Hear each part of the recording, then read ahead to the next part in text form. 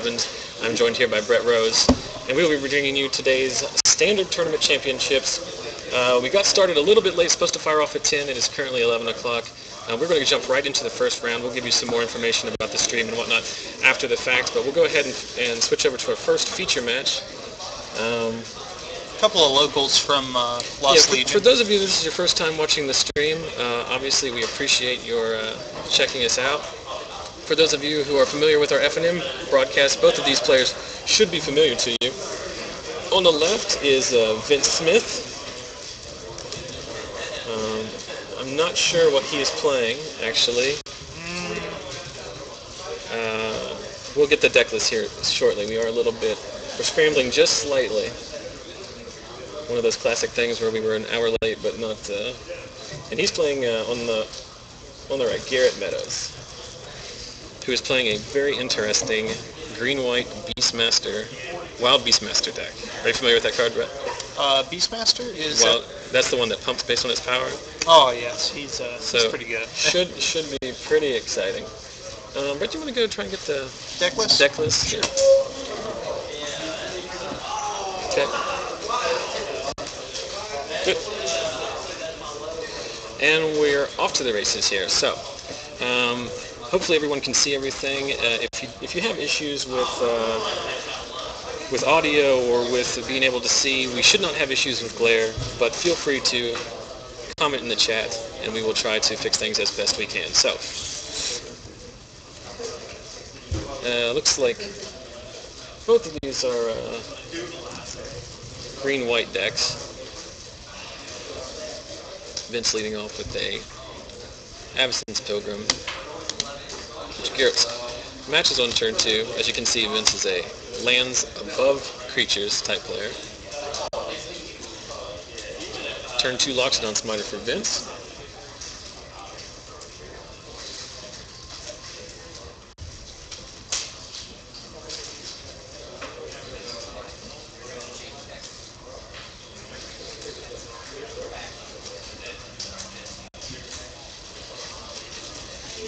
And while Garrett thinks about his decision here, we want to thank Lost Legion Games and Comics, who sponsors our normal FNM stream and who's also coordinating the event here today, for allowing us this opportunity to stream the event. As we see Garrett land a Knight of Glory and put a Rancor on it.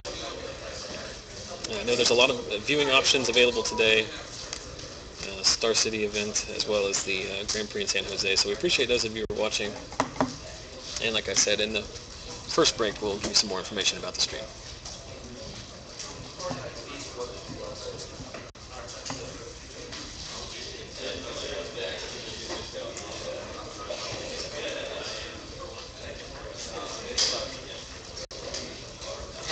So Vince serves in with his 4/4 and a 1/1.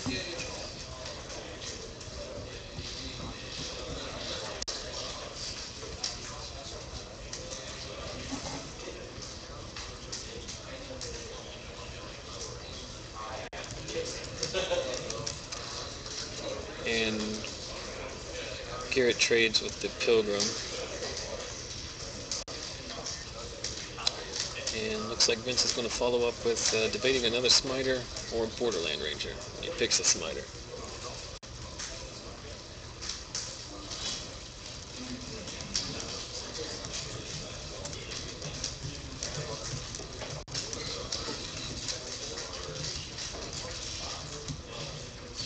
I apologize for the lull in commentary here. Brett's gone off to sort out the deck list situation. And I'm trying to finalize some final pieces of technology to make sure that everything is running smoothly. So, we see Garrett stuck on land slightly, lands a Thalia, but still up against it, facing 2 4/4s.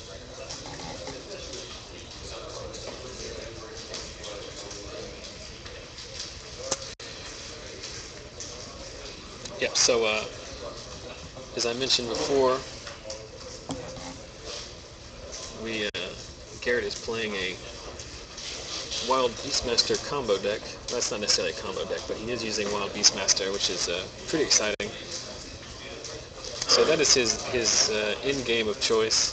Unfortunately, here he's getting a little stuck on lands. So it might not work out exactly as he planned.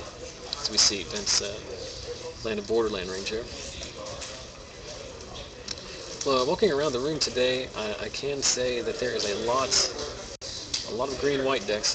We'll talk a little bit more about the metagame that we see here in the room a little bit later on, but a lot of green-white cards in the room.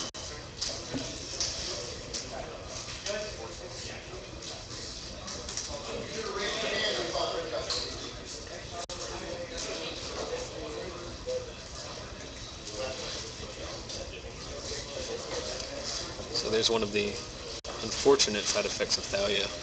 Makes Garrett have to tap out for his one Rancor. So we do have deck lists here. Sorry it took him so long. It is not a problem. We are learning as we go. Basically, Brett, fill you in on what happened. Garrett has 2 lands. That's basically all you need to know. That doesn't seem good. He's got a Rancor Thalia and the Avacyn's Pilgrim staring down 2 Loxodon Smiters and a Borderland Ranger. Already on 8 life.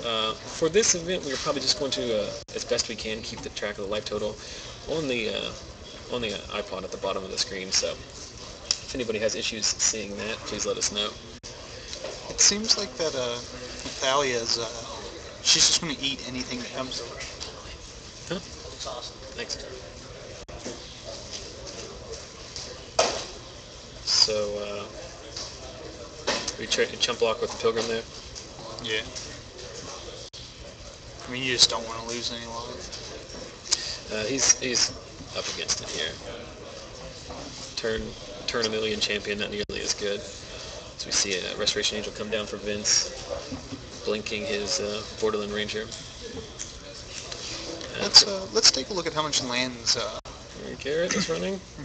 Garrett is running 13, 23, 25? No, 23. That seems good.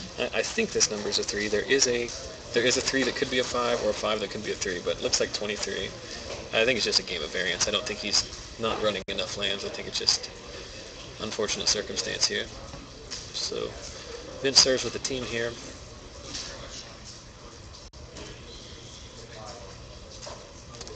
And Thalia picks off one of the Smiters.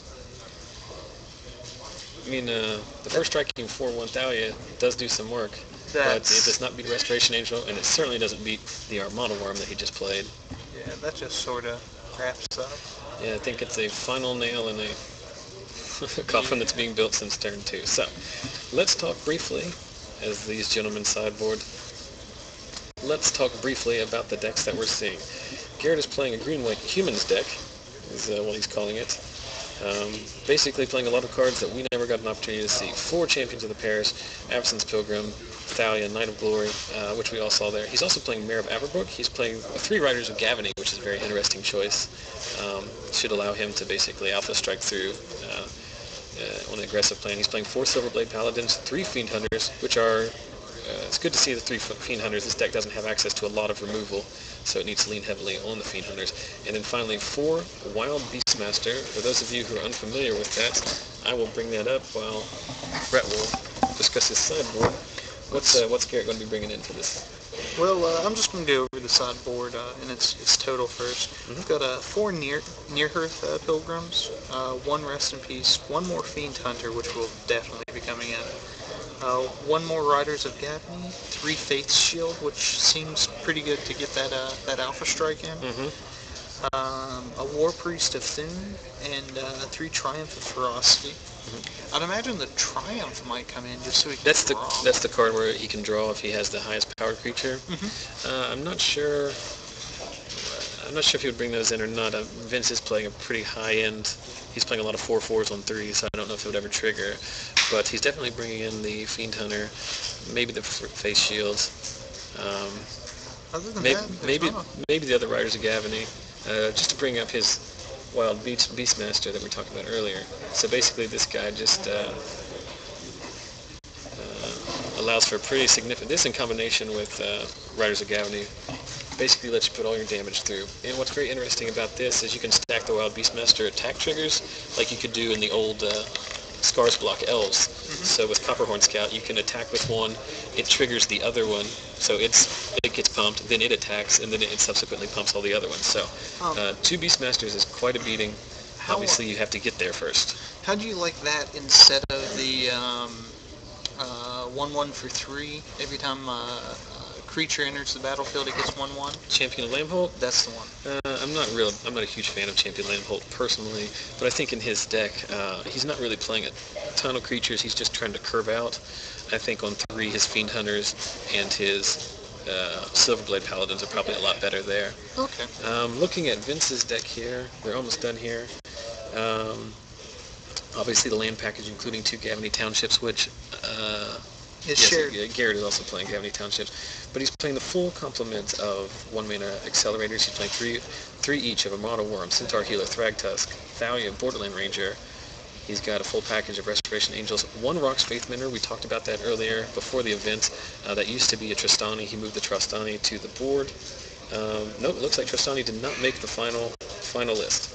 But Rhox Faithmender, 2 Garruk Relentless, which should be pretty big in this matchup, an O-Ring, Ulvenwald Tracker, which is that's a very interesting inclusion. The one of Fight Bears, I like to call him. Yeah. Should do some work in this matchup. He will clearly have the bigger creatures, followed by the 3 Loxodon Smiters, which we saw, and 2 Wolfir Silverheart. Out of the board, probably going to... In the board, he just has he basically has extra copies of all those dudes. A couple Sigardas, a Triumph of Ferocity. I don't think he'll bring the Triumph in. That's mostly for control decks, but he might bring in an O-Ring. The Faithmender. Might bring in the Faithmender. That seems pretty good in this probably matchup. the last Smiter I would take 2 to clog the board up. So anyway, we are back at it here. So Garrett on turn 2 lands near Hearth Pilgrim. Is that something he brought in from the side? Yes. You familiar with near Hearth Pilgrim? I am not. I think it's a lifelinker, isn't it? Try and bring it up here as we see it paired with a... Short of the turn 1 champion, this is pretty much how Garrett drew it up. I think you got that round. Oh, Garrett did not win. You're correct. I'm throwing the match. It was close. I've never once claimed to be infallible, so...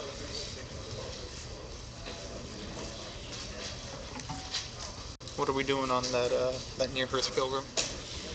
I got distracted because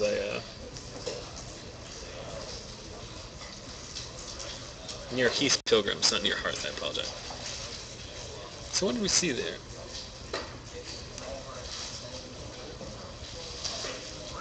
Was that a Selesnya Charm?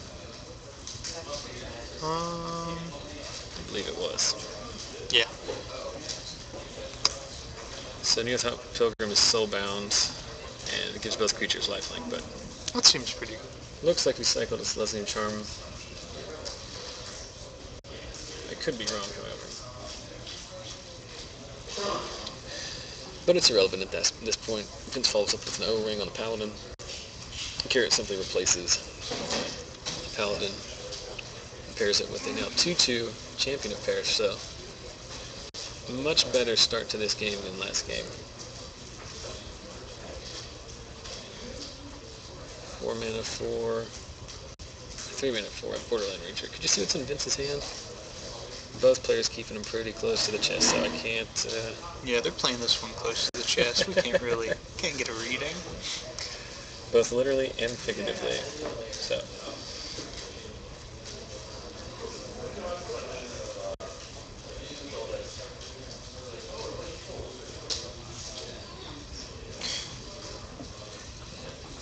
So it was nice to get everything set up with this turn or round 1 on the screen here.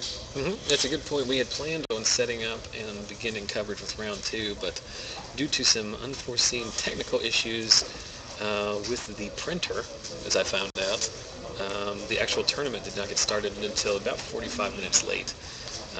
Maybe even closer to an hour. So that's why we're seeing round 1 coverage.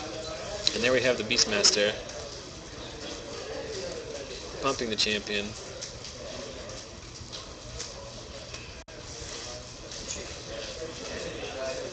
What happened there? Why did the land go to them? Pardon? He ghost quartered his own land. Oh, cycling. Okay. Yeah, to fix, I think. He wanted an extra green. That is one of the kind of in around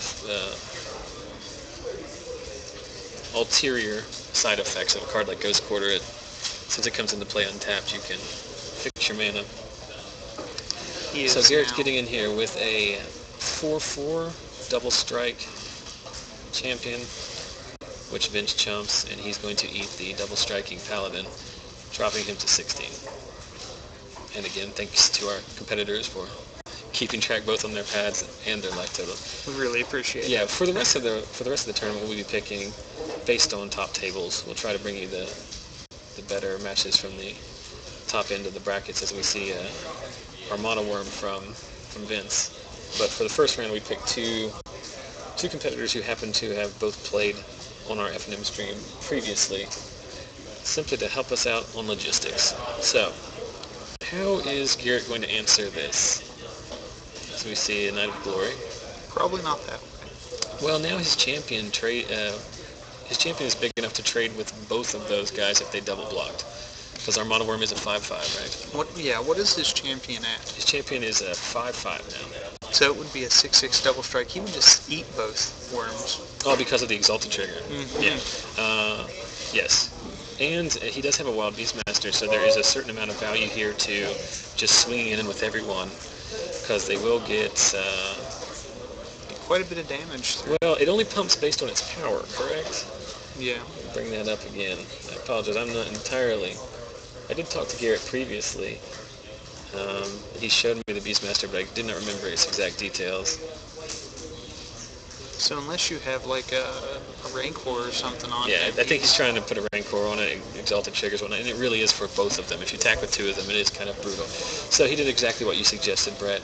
He attacks with his now 6/6 champion of the Parish. It is Exalted. It is double strike. I believe Vince is taking all of it. It looks like it. That will drop him to 4. Which doesn't seem to be a great place to be. Well, I'm not sure if... that was a Thragtusk. Well, I think he drew a land, but he had the Thragtusk already, so... O-ringing the champion? Nope. The Loxodon Smiter. Chose to play the Smiter over the...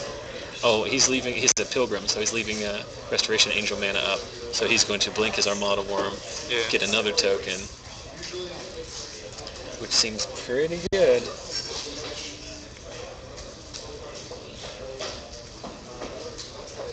It seems like Garrett would be pretty set with a township right here. And for those asking in the chat, I am doing I haven't seen every table, but doing a cursory look, I do not see any 250 card stacks, so there doesn't appear to be a Battle of the Wits deck in the room. But if it makes it, if there is one, I'll do my best to get it under this camera. That was I know that was a while ago, but it was still something we're talking about. So, Garrett lands another Silverblade Paladin here. I know Vince has a ton of stuff. He has the ability to blink and make some tokens, but at this point, I'm not sure. So, he'll make the Angel, he'll blink his Armada Wurm, he'll get another token, he'll have 5 blockers total. Everything is getting +1/+1 because of the Beastmaster trigger. And at this point it seems pretty silly to try and do the combat math. We'll just wait until Vince lines them up.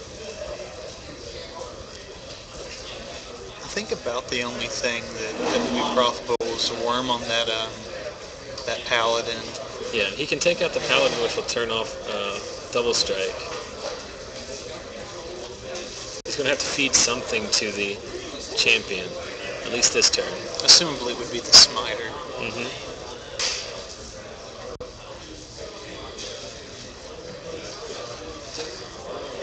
So he lines them all up here. And we'll see what trades with what. That cleans up quite a bit there. Yeah. So we are left with one champion of the Parish that's 6/6, an unpaired double striking, an unpaired Paladin, and an Armada Wurm, and 1 token for Vince. Just getting some clarification on that pairing there. You can move them apart. And there's the Thragtusk that we saw already in Vince's hand. So Vince is very much turned this around. First with the Armada Wurm, then with the Restoration Angel, and now with the Thragtusk. Yeah, I think you could safely say this is stabilized. There's nothing in Garrett's hand. He's top decking. Oh, is he hellbent? Yes. Not that that's bad. I mean that. So will Gavony work here? Riders of Gavony should work. Give everything pro green. Bond it with the double striker. Yeah. Oh, there's. Huh?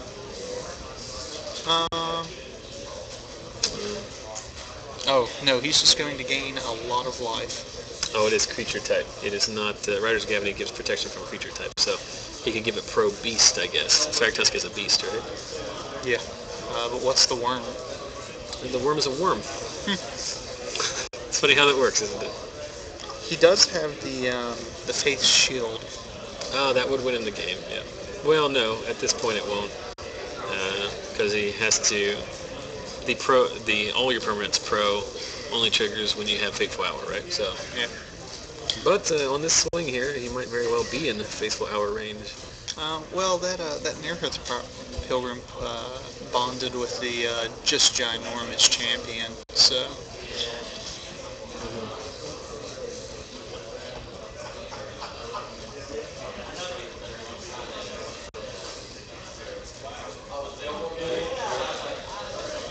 So I don't see what Garrett drew. Vince deciding not to attack for fear of the crackback. While 9 life is a lot more than the 4 he was currently on, it is still... Well, there's a Gavony Township. That seems pretty decent. Yeah. It is convenient that he has exactly the mana he needs to activate it. He has nothing better to do with that mana, but he is staring down 3/5 power creatures in his way. And he just passes back. What's at the bottom of Vince's? It's an Arbor Elf, and Vince's carded hand is a Forest, so both of them effectively playing off the top. Can Vince sneak any damage in here? Whatever he attacks, he can't attack with a single creature because it's just going to get eaten by the champion, which is now 7/7. So he just kind of has to stay back. And as long as they're both doing nothing, that township is going to just make everything. It's going to take over.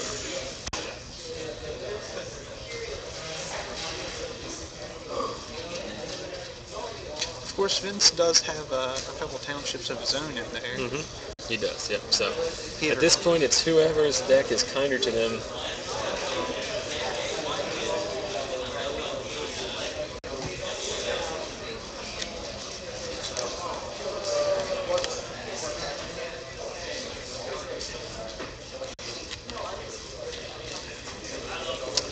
So we see what I imagine is a Garruk Relentless. Yeah, that's the only flip card. Well, he also has Mayor. Oh, it is a Mayor. I stand corrected. Okay. So, Mayor at this point... given his Lord effect to everything. Nearheath Pilgrim is not a... is it a spirit?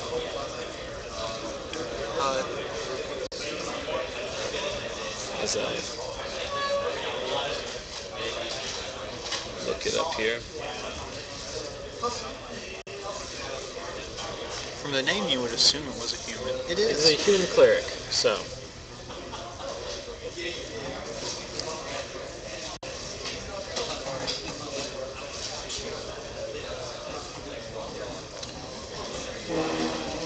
So Vince plays another Arbor Elf. We just it's devolved into Drago. How did it flip? Well, Garrett, Vince drew, played another Arbor Elf, passed back. Garrett had no play. I don't think that's what he wanted to happen, but... Well, he still got the card in hand for whatever. Mm-hmm. Whatever it was. I'm not sure what it is. At this point, would you rather have the Mayor making tokens or giving his Lord? Well... I'm not sure, actually. At this point, you probably need more bodies just to push through basically all the creatures that Vince have. Might as well say Defender on them, because they're all just serving as walls. I guess you just want something to work damage through. Does Garrett have any flyers in his deck? He does not. Doesn't look So he has no evasion in that regard. He's got those Fiend Hunters to pick him out of the air. Yeah, Fiend I don't know if Fiend Hunter's any good right here. Fiend Hunter will take out one of the Armada Wurm tokens, I imagine. We were one of the Lost Legion staff has graciously donated this box of tokens for us, so it should help to clean up the board state. And it looks like we're only getting a glare on one very small portion of the playing field, so everything looks like it's in good shape. Obviously, could be much worse. So we see a Garrett here from Vince.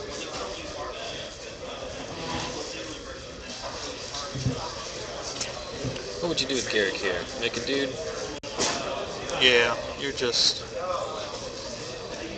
I don't imagine he's ever going to shock anything there. Vince indicating he's played 2 spells, so the Mayor will flip. Did you shoot the Mayor here? No, because the Mayor just kills your... well, apparently he is. Nope. He's shooting his own Arbor Elf. I guess that's a play that I haven't thought. Flip the Garruk.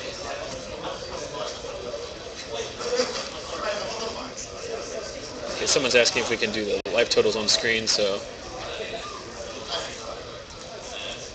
it is available there at the bottom of the screen on the iPod, but I will bring that up and do my best to keep track of things, noting that there's a lot more going on for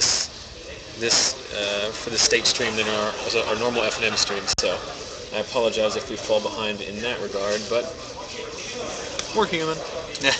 Huh? We are human, after all. We are human. So we are a 2-man crew here today. It is simply Brett and myself handling both the feature match area, the deck list duties, and the commentary, so you have to bear with us as there will be extended delays of periods while we try and sort out our mess.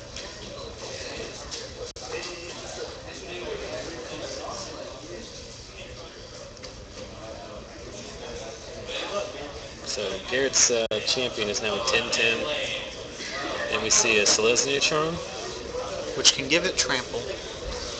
And that steals the game. Those charms are just fantastic. Pretty tremendous play from Garrett.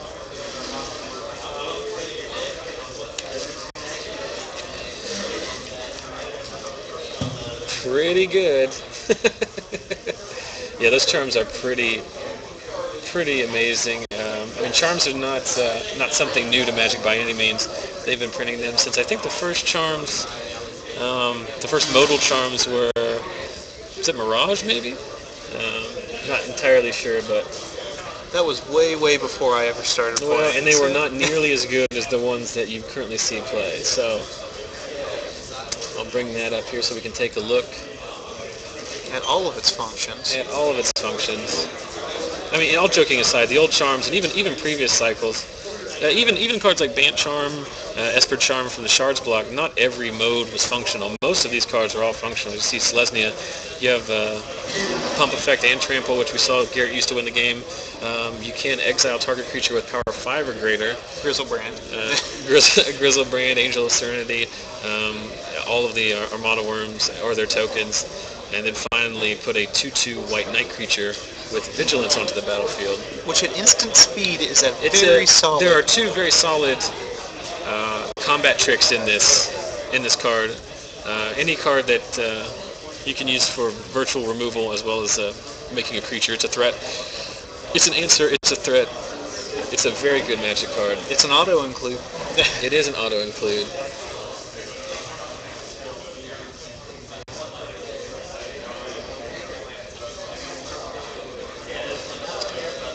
I realize now that our life total is being overrun by Garrett's, so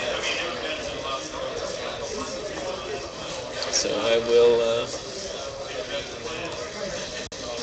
we'll do this.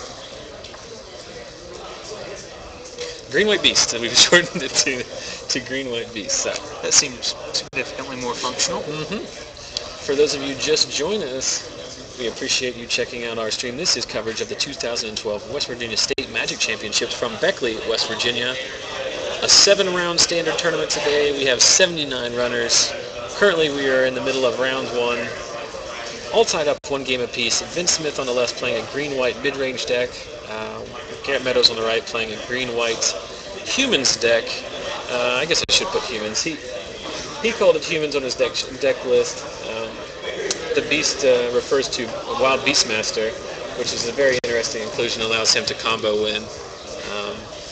Vince's deck much more mid-range and high-end. Garrett is the aggro deck in this mirror. So I'm getting a little bit of grief in the chat for downgrading the Alara block charms. I was not saying that they're bad. I'm just saying that I actually there's a lot more. remember you saying that they were terrible and unplayable in any format. I think that's a little bit revisionist history, but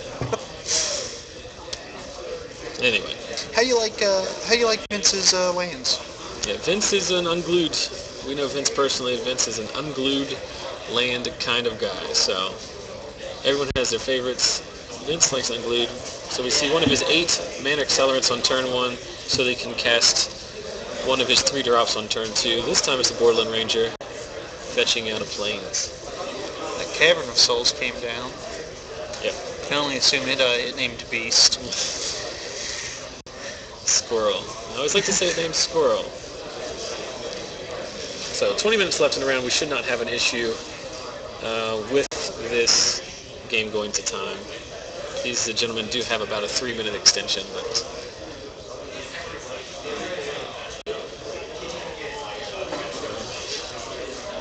we're also getting comments in the chat about how we've mentioned it earlier. Vince has recently switched to a lands in front kind of play style. So I think it is just a griefing strategy, but whatever works, I guess. Get your edges wherever you can, as is suggested. So got a mayor down there. Oh, he's just going to get 8. Yeah. Shoot the mayor. Flip him. The mayor is a base 1/1. It pumps itself, right, or does it pump others? I believe he is a base 2/2, and he only pumps other. He is in fact a Lord effect. Yeah, he's a 1/1 and is only others. So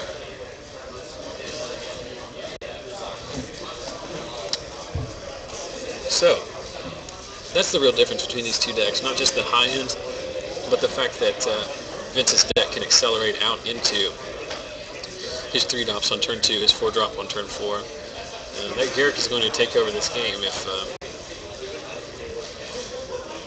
if Garrett doesn't find an answer soon. One of his 3 Fiend Hunters. No, that's not even going to do it. O-Ring? How many O-Rings is he playing? None. So, doesn't appear that we have any answers to Garrett, short of just attacking him. So we can untap here, play a land, has 5 mana. You can sack off your Ranger and go get a Thragtusk, but he has a Thragtusk in his hand. I'm not sure he has his 4th land, however.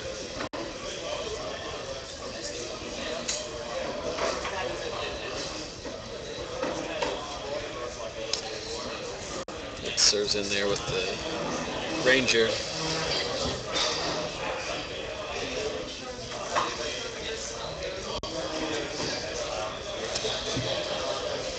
Plays out 2 more mana, guys, so next turn he will have access to 6 mana.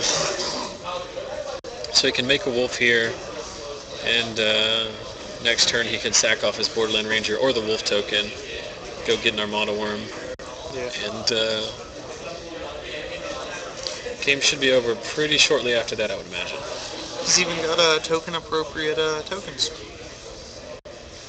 Yeah, he came prepared. He has the Black Death Toucher there.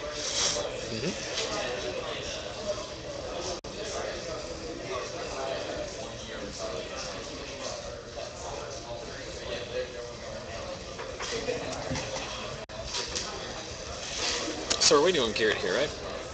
I'm not sure what... cannot see his hand at all, so I'm not sure what he's deliberating.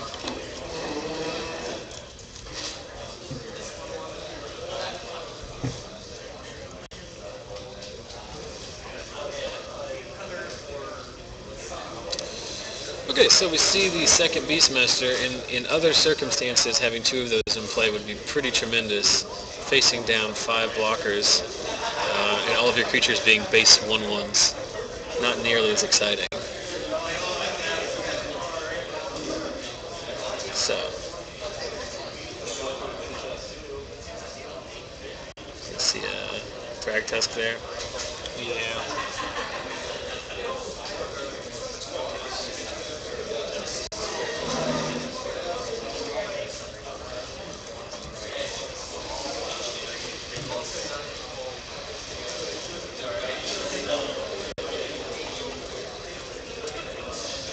In between rounds, remind me to plug in my iPod. So, Zach, we almost had an emergency earlier. What was that? After I saw that fancy playmat that they're giving out, You almost dropped from coverage and signed up for the tournament? yeah, I was about 20 seconds away before I realized I couldn't fill out the sheet in time. Yeah, there are some lucrative rewards for this tournament. We'll talk a little bit more about that at the break here. But the most important thing on the line today, bragging rights. For the next year, you get to traipse about the great mountain state of West Virginia, declaring yourself the best Magic player in all of the land. Someone questioned whether or not that's really impressive or not, and I wouldn't argue with you too much. But winning any statewide championship in any competition is something worth noting. So, back to the game there, we see a Rancor and a Wild Beastmaster. We see a Fiend Hunter that takes out the Thragtusk. That little does Garrett know his Fiend Hunter is going to get O-ringed, and that he's going to have another Thragtusk token to deal with. 30 life on the other side of the road. This,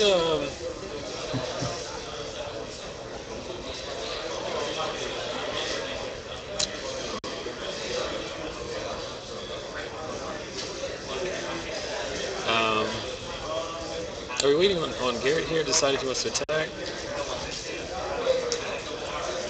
I mean, he can't really attack into that Death Touch Worm, Death Touch Wolf.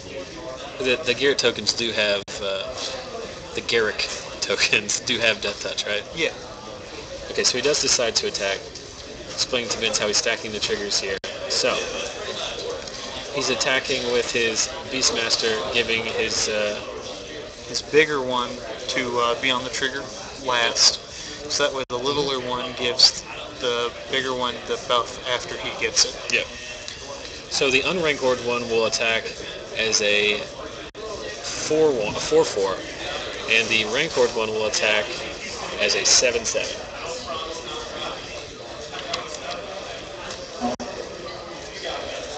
But it will just die to the Death Touch. So I'm not sure how profitable that is. So he should be taking 6 there. Oh, he's killing Garruk. So no damage actually gets through. But he needed to get the Garruk off the board. It would just be an endless stream of Armada Wurms and Thragtusks. So I expect this turn we're going to see. Did he just draw Armada Wurm? Armada Wurm? Armada Wurm. My favorite worm! Ermanger. Oh, I'm sorry. Alright, so Vince serves in with all of his non-mana creatures. That doesn't tell you anything, right? I'm not sure why Garrett didn't block the Borderland Ranger. Afraid of pump, most likely. Remember, he doesn't know what's in Vince's hand. Tapping 6 for an Armada Wurm, which is what he drew. With an appropriate worm token.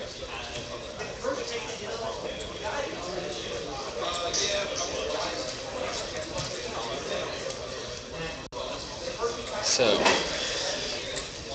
12 minutes left here. Yeah, we shouldn't have an issue with time. But Garrett's at 7. You know, I think it's not an untelling statement. The games where Garrett has had more than 3 lands, the game where Garrett had more than 3 lands, he won. Yeah. The game where he got stuck on 2 or 3 lands for most of the game, he struggled.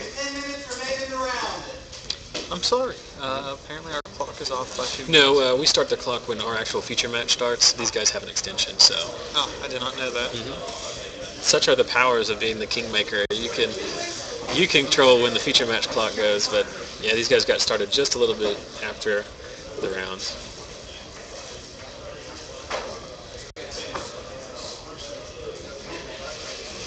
So, a near Hearth Pilgrim, or near Heath Pilgrim, makes its way onto the stage. Makes its way onto the stage. What is that? So here's what you guys need to know logistically about our stream. Last night, if you go back on YouTube after I post the videos tomorrow, we left that store after F&M, and thankfully they split the finals. Otherwise, we would have been there for another round. We left there at midnight. Got home. I got to sleep about 1:30. At 6 o'clock, I was up again, and we were on the road making the hour-and-a-half trip down to Beckley. Let's get rid of that lifelinker. Let's get rid of the lifelinker. I think he's also just eating a chump blocker so that he can get in. I mean, obviously the chump blocker is going to... doesn't really matter, but... So getting in there with all of his non-mana guys.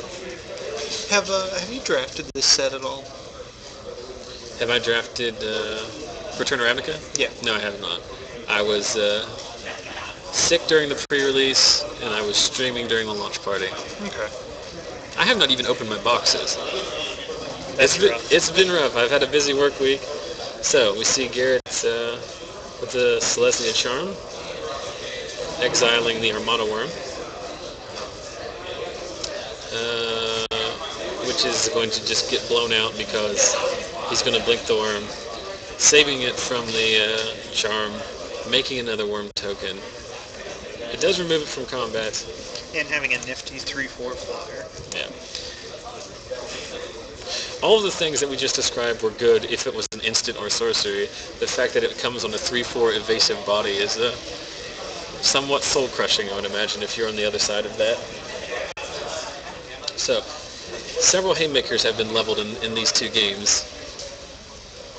How many wrath effects does Garrett have? None. Because that's what you need right here. Not surprisingly, the deck with 30 creatures in it does not have There's the a concession. wrath effect. And there we have the first match in the books as Vince Smith defeats Garrett Meadows in round 1, 2-1. So, best of luck to those two competitors as they try their luck in the remainder of the field. Well, we have some time here. I mentioned it briefly, but I will mention it once again. We want to thank Lost Legion Games and Comics, the sponsor of our weekly F&M stream, as well as the coordinator for this year's 2012 West Virginia State Tournament. They have 4 convenient locations in Princeton, Beckley, South Charleston, and Parkersburg, West Virginia, specializing in Magic, miniatures, comic books, Yu-Gi-Oh, and other card and board games. So check them out if you're ever in the area. Good prices, great people. There's a reason why we go there. It is a wonderful store. We appreciate them letting us come here and stream this event. Also, for those of you who are not familiar, or this may be the first time that you're watching one of our events, we do stream Friday Night Magic from Lost Legion in South Charleston every week pending availability. Now, we haven't missed one yet, but we will basically every week. That starts at 6:30 Eastern. That is usually a standard event with drafts occasionally based on interest. So, you already know where the Twitch stream is if you're watching live, but if not, twitch.tv/ZachSellsMagic. So, let's switch back to the studio, Ken. Once again, thank you for joining us. My name is Zachary Evans. This is Brett Rose. We are coming to you from the West Virginia State Magic Championships. Let's do a little housekeeping here. Okay. We've mentioned it before, so the tournament today, 79 runners. Actually a pretty impressive number, considering that, for those of you unfamiliar with the geography of West Virginia, Beckley, where we're currently having the event, is about an hour from the state capital, about an hour south of about an hour and a half south of the geographical center of the state. So a little bit harder for people to get to. People coming from Morgantown, where West Virginia University is. There's a big community up there. That's a solid 4-hour drive for them. So last year we had 86 people. This year we have 79. So basically the same number. So an excellent showing. I think it just speaks to the volumes about how popular Magic is in the area and how popular Magic is around the country. So 79 runners, as we hear 5 minutes remaining in this current round. 79 runners, so that's a 7-round tournament. We fired off at about 11 o'clock, so about 6 or 6:30, we should see the end of Swiss rounds and then cut to a top 8. So, what is on the line? What are we competing for today? There's a standard 2-pack per person prize pool. Product will be awarded. I'm not sure how far the reward packs at this point. Steel product will probably go down to 16, I imagine, maybe 12. I don't know. I'm not up to date on that. But top 8, they will receive a specialized 2012 States playmat, which is just fantastic. There's a lot more to winning a playmat than just winning the playmat. So it is a lot of prestige. So 2012 customized playmat. The winner gets not only the championship plaque, not only bragging rights for the entire year, but free entry into all of the coming year Lost Legion Games Grand Prix trials, which is not an insignificant amount of money being awarded there, as well as entry into the $50,000 TCG Player Invitational to be held at the end of the year. And next year's state tournament too. So a little bit top heavy on the prize payout. It does benefit the winner. So whoever wins this event today should win a pretty lucrative prize package. So just briefly here, we talked about a little bit beforehand. Looking around the room today, we talked about it last night. What metagame we expect to see here in the room, and basically we're seeing. As we see Lost Legion owner Dave Whalen stick his head in there. At some point, if you're available, we could get you in for a little interview. You can talk about. I'm far too busy to talk to you. Okay, well that's what. Actually, that's fine. Okay, but yeah, Dave is coordinating this event. Also, the owner of the 4 Lost Legion locations. But anyway, we were talking about what decks are in the room today. There's a fair amount of zombies. There's a fair amount of green-white. We obviously saw 2 green-white players on the camera. There is also a fair amount of Jund. I've seen those appear to be the 3 biggest decks. I personally, I'm leaning towards Esper tokens build, but everyone that I've talked to has said that they were just very teetering on it, so they didn't build it. Mm-hmm. It did come in second place in the TCG Player 5K the last weekend, so it is a legitimate deck. There's a lot of other decks in here. I've seen a Grixis control deck. I've seen just mono-white humans. I've seen blue-white beatdown. I've seen blue-white control. I've seen... is Max playing 3-color control? Yeah, I believe he cut out. So it should be a fair smattering of different deck archetypes. Hopefully we'll get a pretty interesting deck here under the camera for next round. But Brett, unless you have anything you wanted to add, I'm going to take a brief break here.